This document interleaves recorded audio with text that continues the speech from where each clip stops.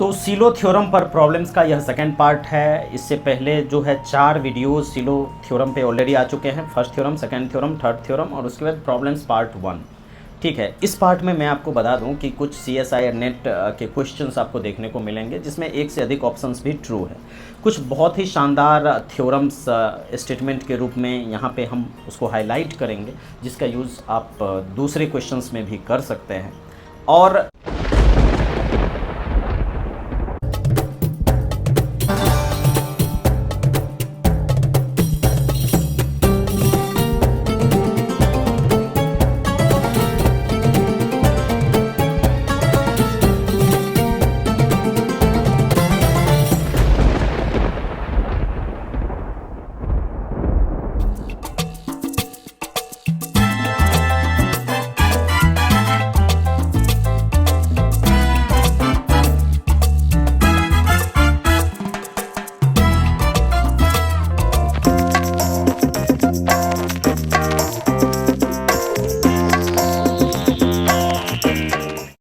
यहाँ पे खूबसूरत बात यह है कि नॉर्मल सब ग्रुप्स की संख्या फाइंड आउट करने के लिए, नंबर ऑफ नॉर्मल सब ग्रुप्स को फाइंड आउट करने के लिए हम लोग सीलो थ्योरम का यूज़ करने जा रहे हैं। तो चलिए देखते हैं आज का जो सबसे पहला सवाल है वो क्या है। एक बार प्लेलिस्ट देख लीजिएगा अगर प्रीवियस वीडियो देखना हो तो। ठीक है, तो देखिए ये एक होमवर्क क्वेश्चन के रूप में था। बहुत सारे लोगों ने शायद इसको देखा होगा और 1-2 कमेंट मुझे मिले। कुछ लोग बता रहे थे कि 7 नॉर्मल सब ग्रुप होंगे। हमें सही जवाब बिल्कुल भी नहीं मिला था इस क्वेश्चन के लिए। तो चलिए देखते हैं कि इस क्वेश्चन का सही जवाब क्या है। ठीक है, प्रीवियस ईयर क्वेश्चन है, पूछा हुआ क्वेश्चन है CSI और नेट में, इंटरेस्टिंग है। ऑर्डर ऑफ जी जो है ये आपका 21 है। तो ऑर्डर ऑफ जी अगर 21 है तो इसको हम प्राइम फैक्टर के रूप में लिखेंगे, तो 3 × 7 के रूप में लिखेंगे। तो 3 का पावर 1 × 7 का पावर 1। अब यहाँ पे जो है आप अगर देखना चाहें तो 7 SSG एग्जिस्ट करेगा कि नहीं। आप यहाँ से देखिए 7 डिवाइड करता है 21 को, बात सही है। लेकिन 7 का जो स्क्वायर है ये कभी भी 21 को डिवाइड नहीं करेगा। इसका मतलब क्या है, 7 SSG एग्जिस्ट करता है। ठीक है, बहुत अच्छे तरीके से 7 SSG एग्जिस्ट करता है। अब अच्छी बात यह है कि ऑर्डर ऑफ जी जो है उसको हम 3 × 7 के रूप में लिख रहे हैं। तो एक थ्योरम है ना कि अगर ऑर्डर ऑफ जी को हम P × Q के रूप में लिखते हैं तो एक बहुत ही शानदार रिजल्ट है। उस रिजल्ट को यहाँ पे लिख के इसके यूनिकनेस को कंफर्म कर देगा। वो देखिए रिजल्ट क्या है। इस रिजल्ट का यूज आप कहीं पे भी कर सकते हैं, प्रूव्ड थ्योरम की तरह है ये। तो इसमें क्या है कि अगर ऑर्डर ऑफ जी आपका P × Q के रूप में है, जैसे उपरयुक्त क्वेश्चन में, इस क्वेश्चन में 3 × 7 के रूप में है, और P अगर लेस देन Q है, जैसे 3 क्या है लेस देन 7 है, then G has unique subgroup of order Q। Then G has unique subgroup, then G has unique subgroup of order Q। अब अगर इस थ्योरम से, इस रिजल्ट से अगर हम कंपेयर करें तो P बराबर 3 है, Q बराबर 7 है। ठीक है, और यहाँ पे जो है 3 × 7 के रूप में हमने लिखा है। तो यहाँ से क्या कंफर्म होता है, Q का रोल कौन प्ले कर रहा है, 7। तो G के पास यूनिक सब ग्रुप है ऑर्डर 7 का। तो यहाँ से ये क्लियर हुआ कि ये जो आपका 7 SSG है ये क्या है, यूनिक भी है। और एक थ्योरम इससे प्रीवियस वाले जो वीडियो थे उसमें हमने हाईलाइट किया था कि अगर यूनिक PSSG हो तो वह डेफिनेटली क्या होता है, नॉर्मल होता है। तो यहाँ से ये बात एकदम कंफर्म हो गया कि ये जो आपका 7 SSG है, ये जो 7 SSG है ये आपका निश्चित तौर पे क्या है, तो नॉर्मल सब ग्रुप है। तो यहाँ से ये बिल्कुल क्लियर हो गया कि यह जो है यह आपका नॉर्मल सब ग्रुप के रूप में आ जाएगा। ठीक है, तो यूनिक SSG मुबारक हो, एक नॉर्मल सब ग्रुप आपको मिल चुका है। लेकिन क्वेश्चन में ये पूछ रहा है कि कितने नॉर्मल सब ग्रुप्स होंगे। तो अभी तो एक मिला है, और देखते हैं कि क्या क्या मिलता है, क्योंकि ये 7 SSG की बात तो हो गई। अब हम जो बात करेंगे वो 3 SSG के एग्जिस्टेंस की बात करेंगे। तो फर्स्ट थ्योरम क्या कहता है कि 3 SSG कब एग्जिस्ट करेगा, जब 3 21 को डिवाइड करे। बात तो सही है, लेकिन 3 का स्क्वायर 21 को डिवाइड नहीं करे। तो 3 का स्क्वायर 21 को डिवाइड नहीं करेगा। इसका मतलब क्या है, 3 SSG जो है ये निश्चित तौर पे क्या करेगा, एग्जिस्ट करेगा। 3SSG क्या करेगा यहाँ पे, एग्जिस्ट करेगा, ये तो कन्फर्म है। अब यहाँ पे सवाल है कि भैया 3SSG अगर एग्जिस्ट करेगा तो कितने 3SSG होंगे, क्या यह यूनिक है? अगर यूनिक होता तब नॉर्मल हो जाता, और अगर यूनिक नहीं है तो कितने हैं, ये थोड़ा सा बताइए ना। ठीक है, तो अब यहाँ पे फिर से एक रिजल्ट आपको मैं यहाँ पे लिखवा देता हूँ, और इस रिजल्ट को एकदम याद रखिएगा, दूसरे क्वेश्चन में भी काम आएगा। इसमें फिर से वही बात कहता है कि अगर ऑर्डर ऑफ G जो है P इंटू क्यू के रूप में है, जैसे यहाँ पे 3 इंटू 7 के रूप में है, और P अगर लेस देन Q है एंड G नॉन अबेलियन है, G क्या है, नॉन अबेलियन, ये भी एक कंडीशन है। और इस क्वेश्चन में पहले से ही आप देखिए G जो है वो नॉन अबेलियन यहाँ पे दिया हुआ है, तो वो थ्योरम बहुत बढ़िया फिट बैठेगा कि नहीं। G अगर आपका नॉन अबेलियन है then G has a Q subgroup, तो G के पास क्या होगा, एक Q सब ग्रुप होगा, और ऑर्डर क्या होगा उसका, ऑफ ऑर्डर P। ठीक है, तो उस केस में G के पास Q सब ग्रुप होगा, ठीक है, और उसका ऑर्डर क्या होगा, P होगा, मतलब Q नंबर ऑफ सब ग्रुप होगा। ठीक है, तो यहाँ से अगर हम बात करें तो ये जो 3SSG हैं ये कितने होंगे, 7 होंगे। इसकी जो संख्या है, G है 7 सब ग्रुप ऑफ ऑर्डर 3, 7 सब ग्रुप ऑफ ऑर्डर 3। देख रहे हैं यहाँ पे है ना, अगर P इंटू क्यू के रूप में P लेस देन Q है तो G इज नॉन अबेलियन है, तो उस केस में G has Q subgroup of order P। ठीक है, तो G हैज 7 सब ग्रुप ऑफ ऑर्डर 3, तो कितने 3SSG मिल गए, 7। तो अगर 7 3SSG मिले तो एक से अधिक अगर SSG मिल गए, PSSG मिले, तो वो नॉर्मल नहीं होगा। इफ़ एंड ओनली इफ वाला था ना कि यूनिक PSSG होगा तभी वो नॉर्मल होगा। तो यहाँ पे 3SSG, एक भी 3SSG नॉर्मल होगा क्या, नहीं होगा, तो यहाँ पे क्या लिखेंगे, नॉट नॉर्मल। तो 3SSG तो आपको मिला लेकिन नॉर्मल नहीं मिला। ठीक है, तो अब अगर टोटल नंबर ऑफ नॉर्मल सब ग्रुप की बात करेंगे तो जानते हैं क्या होगा, टोटल नंबर ऑफ नॉर्मल सब ग्रुप, बिल्कुल सही समझे आप, टोटल नंबर ऑफ नॉर्मल सब ग्रुप अगर इसकी बात करेंगे तो एक तो 7SSG मिला, और एक तो 1 ऑर्डर का जो होगा वो नॉर्मल हो जाएगा, और एक 21 ऑर्डर का जो होगा वो आपका क्या हो जाएगा, यहाँ पे नॉर्मल सब ग्रुप के रूप में मिल जाएगा। ठीक है, तो टोटल नंबर 21 ऑर्डर का, एक 21 ऑर्डर वाला, एक 1 ऑर्डर वाला, और एक 7SSG, तो टोटल नंबर ऑफ नॉर्मल सब ग्रुप कितने हो जाएंगे, 3। This is your final answer. Is this clear, I hope yes. अब यहाँ पर एक और सवाल है, और मैं आपको बता दूं कि यह जो क्वेश्चन है ये CSIR नेट 2014 में पूछा गया था, और more than 1 correct answer, MSQ बराबर मल्टीपली सिलेक्टिव क्वेश्चंस है ये। तो यहाँ पे भी कहता है कि कितने सब ग्रुप होंगे, कितने नॉर्मल सब ग्रुप होंगे, और अगर नॉर्मल सब ग्रुप वगैरह हैं तो उसका ऑर्डर क्या होगा, है ना, ये सारी बातें हैं। तो अब यहाँ पे जो ऑर्डर ऑफ G है ये आपका कितना है, 45। 45 को क्या लिख सकते हैं, 3 का स्क्वायर इंटू 5 का पावर 1, यही लिखेंगे कि नहीं, 3 का स्क्वायर इंटू 5 का पावर 1।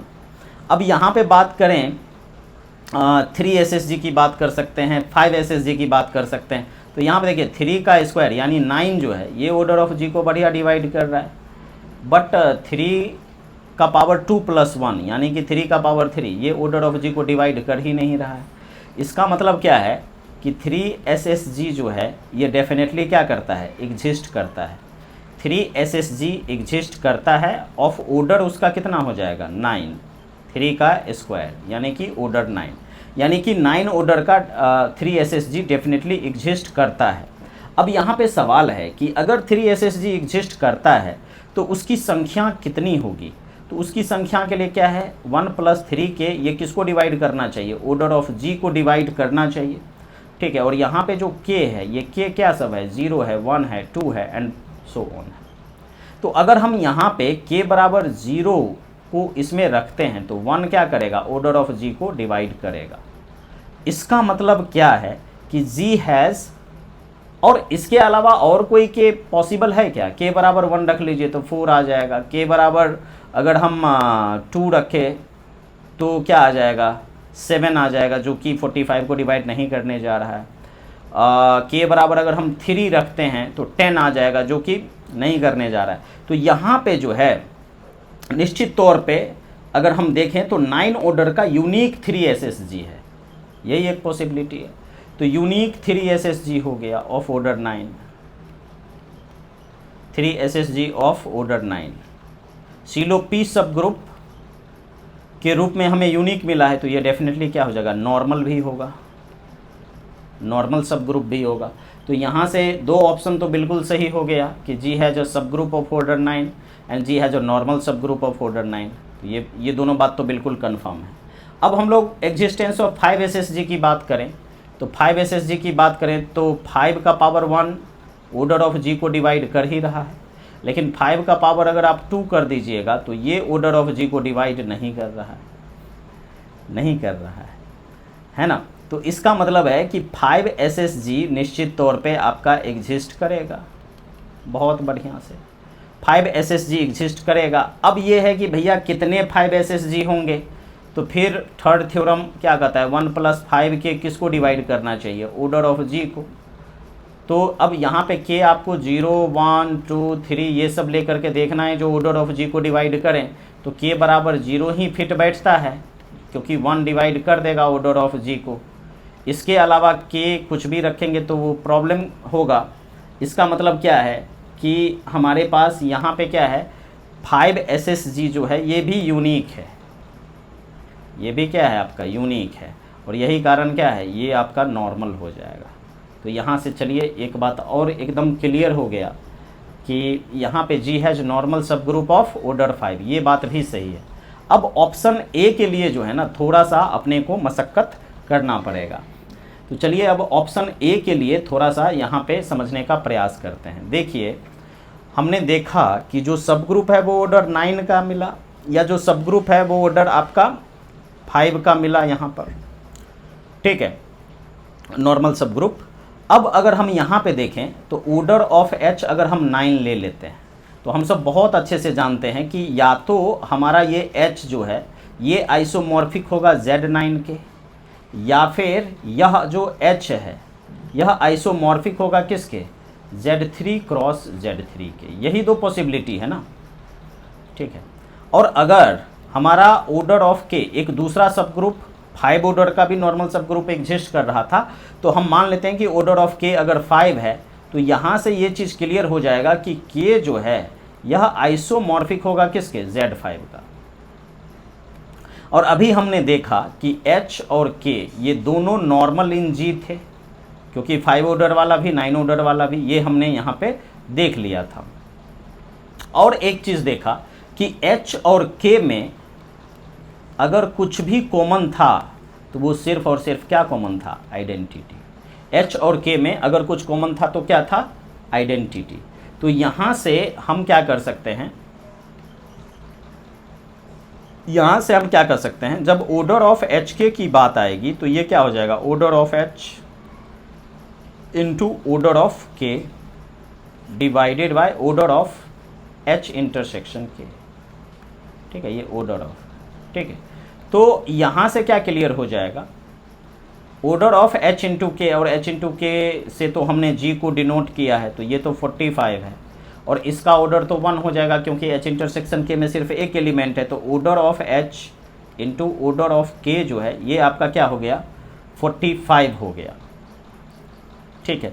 इसका मतलब है कि जी को हम एच और के इंटरनल डायरेक्ट प्रोडक्ट के रूप में यहाँ पे लिख सकते हैं, एच क्रॉस के रूप में लिख सकते हैं, अरे भाई एच क्रॉस के रूप में लिख सकते हैं। यानी कि ये जो आपका एच है ये अगर Z9 है तो उस केस में के Z5 हो जाएगा, या फिर एक और सिचुएशन बनेगा, ये जो है जैसे अगर हम यहाँ पे देखें H, तो एक दूसरा केस क्या बनेगा कि हम लोग H अगर Z3 लेते हैं, ठीक है, तो इधर हमें मतलब 45 लेकर के आना है, तो K डेफिनेटली Z15 के आइसोमॉर्फिक होगा।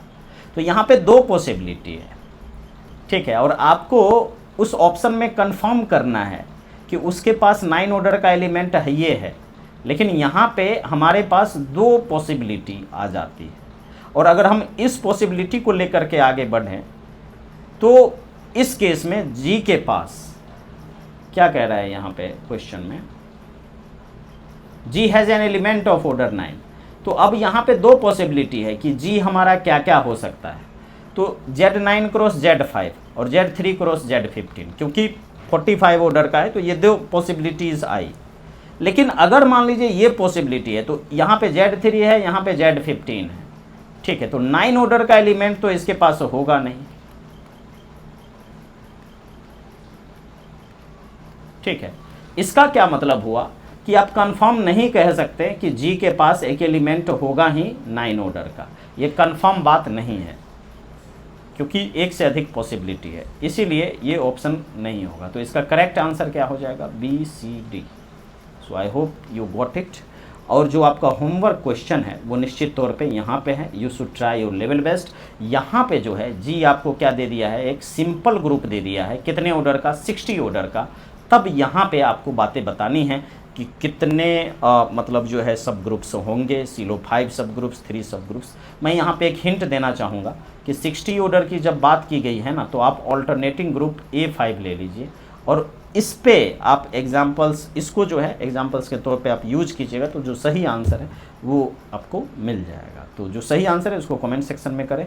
रियल एनालिसिस इस चैनल पे ऑलरेडी जो है कंप्लीट हो चुका है, ठीक है, और बहुत सारे प्लेलिस्ट रिवीजन के लिए मिल जाएंगे टोपोलॉजी वगैरह पे, तो एक बार प्लेलिस्ट चेक कर लीजिए। और आने वाले एग्जाम के लिए आपको बहुत बहुत शुभकामनाएं। जय हिंद, जय भारत।